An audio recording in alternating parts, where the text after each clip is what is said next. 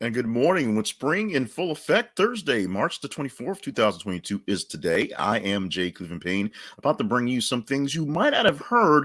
These are news stories that aren't quasi important, semi important. They're kind of good out there, but they may not be all the Russian Kiev, all the Russian Ukraine, all the coronavirus stuff that is basically stuck on the chyrons all day. These are things you may not have seen if you tuned in to watch the news and saw all Judge Ketanji Jackson Brown all day long answering really dumb questions because the questions were dumb.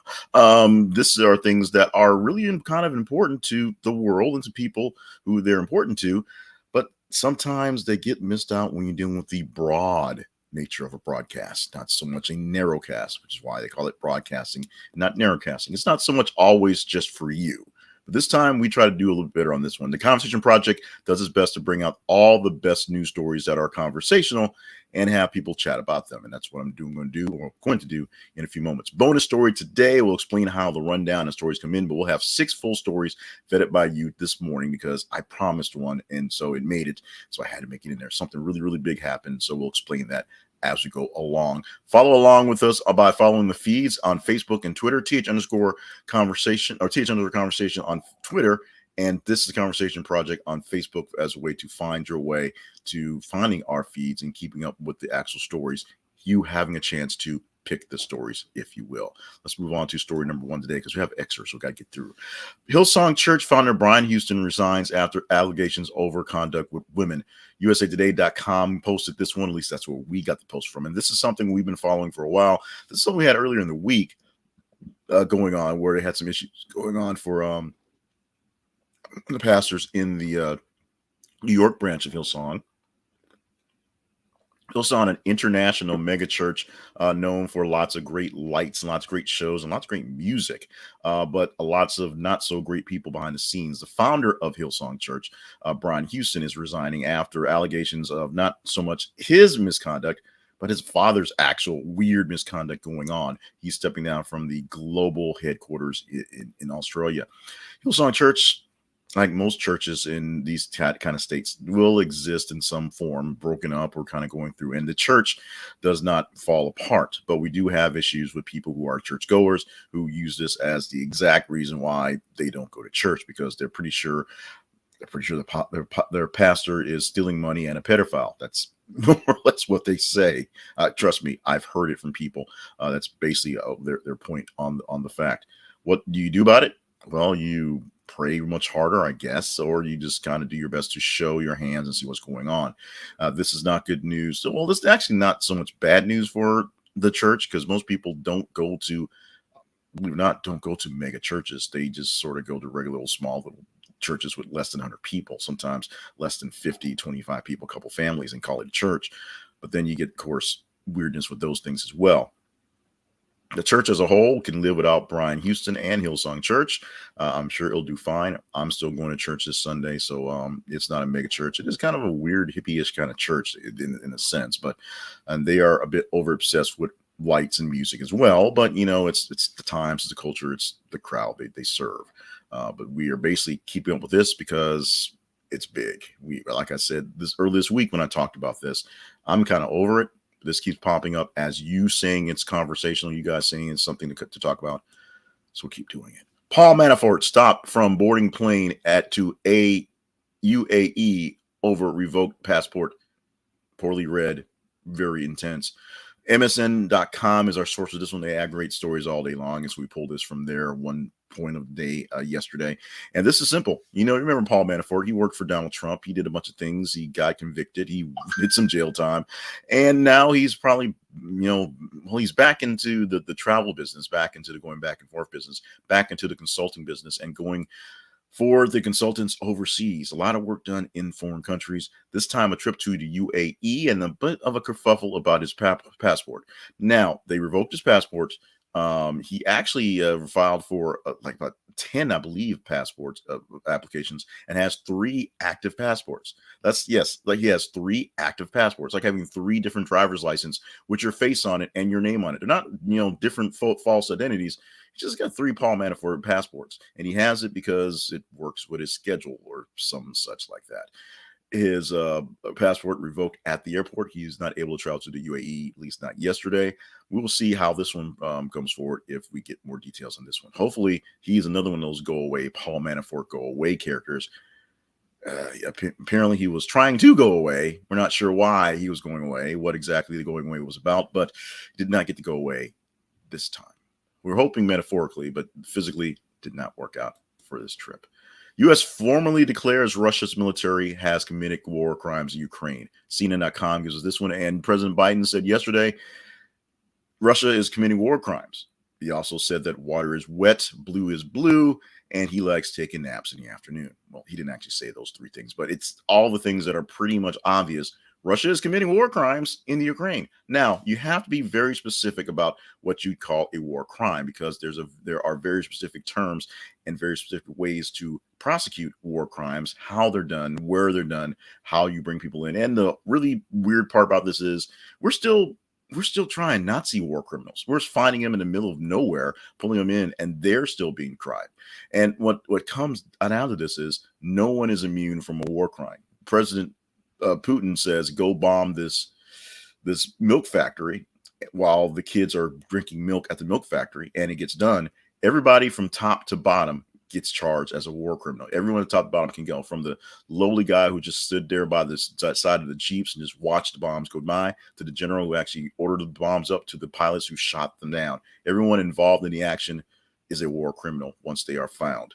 So that's why it's really, really, really important how they deal with this, really important how they do this right, and we'll see what happens. Now, just because the U.S. says there are war crimes doesn't mean, they're going to be charged. That's a whole Hague thing. That's a whole bigger thing than just us. But right now, the obvious things are being said out loud.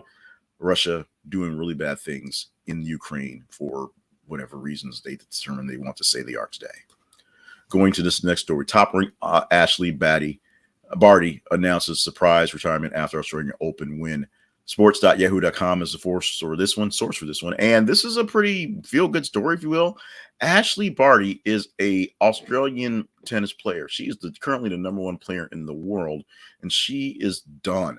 She is over it. She is out of the game. At 25 years old, she is retiring from tennis, at least professional tennis, after winning the Australian Open about 2 months ago. She's won 3 of the 4 major titles, so she's pretty good. She's the young buck in the case, and which is why it's easy for her to stay #1. And the people who have been in those ranks for a while, Venus is retired, I'm pretty sure, at least from singles competition. Serena is focusing on a lot of other things, so she plays sometimes and she doesn't play sometimes, and she's earned that right. But the current #1 player is like, you know what? I'm done. It's a career. We're over. And the great thing about this is the Australians are behind her 3 gazillion% in her retirement. And they're saying all sorts of love, all sorts of praise. There's also athletes out there saying, hey, giving it up way, way early. Tom Brady's a little suspect about this. But other than that, everyone else is giving her lots of props for bowing out, where she's still in good health, still in good youth, and more or less in good spirits. So that's a congratulations to Ash, as she's called, on retiring while on top. And also in sports news, or political news, you want to call it, whatever you call it. I literally said yesterday, as I wrap this thing up, I'm going to open up by asking the question, where is Brittney Griner? And just ask that question until something happens.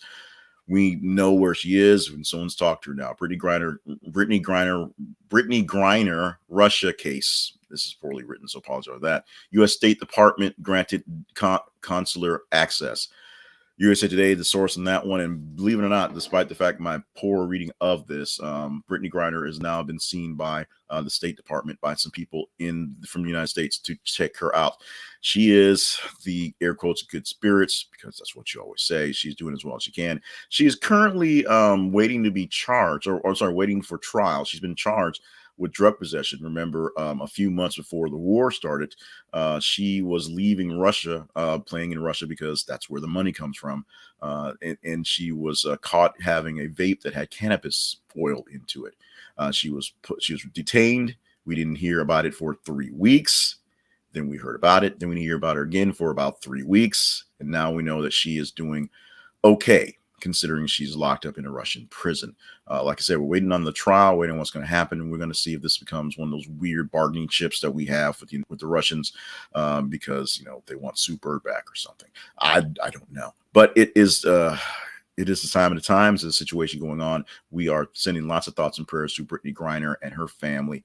It's because this is a very, very, very serious case going on. And this was something that need to be talked about. And because I had to put this in there, it was in the range, but I put it in there. We have a bonus story coming up. So, because I promised you that one too. So bear with us. Let's take a quick break to talk about the sponsors, commercials, because you got to pay the bills. Today, we're talking about Zenni Optical. Zenni Optical, which you can see our link at thisisaconversationproject.com/Zenni. I have my brand new Zenni Optical glasses on right now. If you've been watching this for a few months, you may think they look like the same glasses you've been wearing the whole time.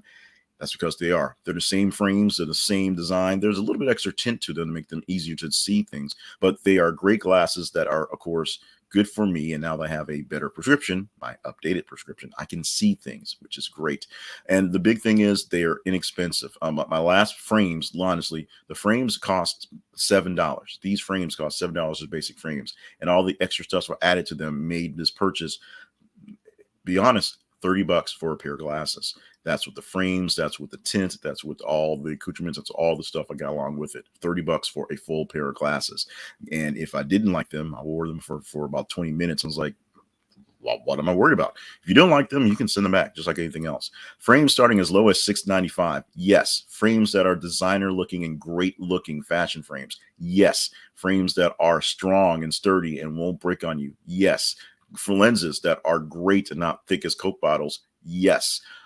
Blue blocker technology. Yes. Transitions technology. Yes. Sports goggles and other goggles, sunglasses. Yes. They're all there at Zenni Optical. Check them out at thisisaconversationproject.com/Zenni, Zenni. They will allow you great glasses for a great price. And we get a little cut from that because it's an affiliate link, but you won't miss a thing. You won't see any extra on you. You'll have a new pair of glasses that are awesome from Zenni Optical. Now, the final story today. Nicolas Cage discusses doing straight-to-video movies to pay off his debt. This is a story that we teased yesterday, and because it made it in the range, it was, there was a lot of weirdness in yesterday's work. We're a little short on the stories, but it made it in range, so we made sure we put this in there, and I also wanted to put Brittney Griner in there, so we did that as well.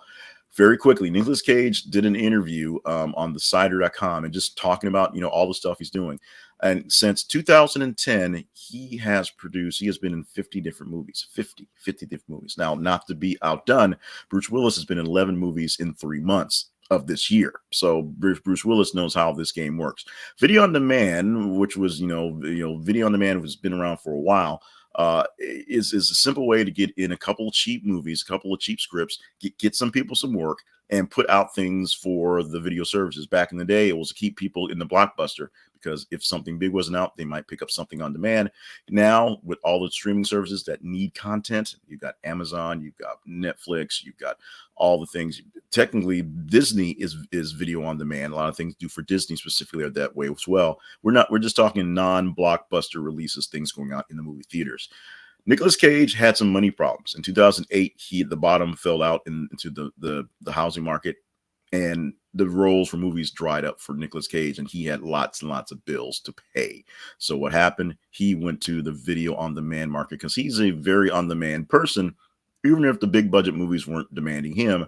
And what he said about that was, even though he's made all these movies in all this time and been all over the place and did all these weird things in the movies, he says he's never given less than 100% for a movie. These things are not just cheap write-offs. You watch a lot of the Bruce Willis ones and think he's just showing up for a paycheck. It's obvious he's just showing up for a paycheck. Nicolas Cage, we all thought he was just going nuts. He actually was crazy like a fox and making money off these low budget, low need for acting, but doing all the Nicolas Cage he could to bring to the Nicolas Cage world. So the Nicolas Cage verse is all over the place with plenty of movies that you've probably never heard of. You'll probably never see because they're so deep into the video catalog that you have to really ramble into some stuff. I saw one where he was like a monk doing fire or some weird stuff a couple months ago. It's like, how did Nicolas Cage get in this one with cyber ninjas and all sorts of time travel? And it was awful. It was terrible. But Nicolas Cage did his Nicolas Cage, and that's what it's all about. He got paid, we got entertainment. That's what it's all about. Let's go to a story we're going to call a tease for today. We're going to tease this story right here, and this is a shot of my childhood dying, and then there's my childhood like really dying. Here's the headline that's coming from hoopshype.com. And the headline reads, John Stockton claims to have a list of hundreds of vaccinated athletes who have dropped dead on the field. And that's it. That's all I'm giving you right there. If you want to talk about this one, y'all can deal with it. This apparently Hoops Hype is a USA Today sub-page blogish thing right there. But if y'all want to talk about this one, it is up to you. And how does up to you work for me? Well, I'm going to explain to you right now. Our main website is thisistheconversationproject.com, where you can find out details about the Conversation Project, what we're doing, why we're doing it, and how long we've been doing it on the internets. I think it's great. I think it's wonderful, but I'm the one up here at 6 in the morning doing the newscast, so I am a bit biased on the Conversation Project. We also have many other things you can do at the website, including check out our sponsors page and our partnership page to see if there's a partnership. See if there's a partnership angle you like to go with, or a sponsor that we have other than Zenoptica. We have many great sponsors we partner with that can find great things for you that will help us out in the sponsorship realm. We also have our feeds on Facebook and Twitter. So go to Facebook, look for facebook.com/thisistheconversationproject, and on Twitter, th_conversation. Those feeds are where we get the news stories or the choices for the news stories. We post news stories all day long, every 50 minutes, brand new news stories to those feeds. And as you interact with them, you like them, you love them, you hate them, you share them, you read them, we hope. They get a higher score in engagement. We take the highest engaged stories, the top 15 engaged stories of the day on Tuesday through Friday, and we take 5 normally stories for that to present to you in these things. Today we did 6 because I definitely want to take care of Brittney Griner, because that was a thing that was really important to me. So that's how we got the stories today. On Monday, we go through the full weekend. So it's 7 stories presented from the top 30 and engagement on that day from Friday, Saturday, Sunday, and early Monday. You can check all things out, what's going on at the main website, and make sure you subscribe to our cast. If you're not subscribed, either the YouTube channels or the Facebook channel, and you can see this thing as it comes along. You'll basically get it in the feed. On YouTube, just search for us at This Is the Conversation, and you'll find us there. And links are also in the description here as well. A few other things you might not have heard for the day. Let's go with some birthdays for today. Every Gen X's dude's crush, Kelly LeBrock from Weird Science and all those other great things. 62 years old today. Yes, we are all getting old. Also getting old, The Undertaker at 57 years old, who recently retired, and Peyton Manning at 46. Now, I think that Tom Brady may have something to say about Peyton Manning not getting his ass out there on the football field since he's 45 and he's like, screw it, I'm going back. But that is the case. Those great birthdays for folks for today on March 24th. 3 people with birthdays on the day. And today is also National Cheesesteak Day. So I have a good idea what dinner is going to be tonight when we get home from all the activities. Finally, one last thing you might not have heard for today. A survey said that only 40% of adults think they've been truly in love. What survey? I don't know. The service didn't actually give me details on where the survey came from. I think it's totally made up, but it's the internet and numbers make sense. So the survey says that only about less than half of adults say they've ever actually been in love. What they've always been in the other case, we'll let your mind wander on that case. This has been Things You Might Have Heard for Thursday, March the 24th, 2022. I am still Jay Cleveland Payne. Make sure you stop by our website, thisisconversationproject.com, and check out our sponsors link and our partnerships links, and make sure we keep these things going on. And follow the feed so you can be a part of the show. You can help pick the stories, if you will. Do the rundown for us every single day, or weekday at least, here on the internet. With that, we got more stories coming up. If you want to talk John Stockton, that's on y'all. We'll see you guys tomorrow morning on the Friday edition of Things You Might Not Have Heard.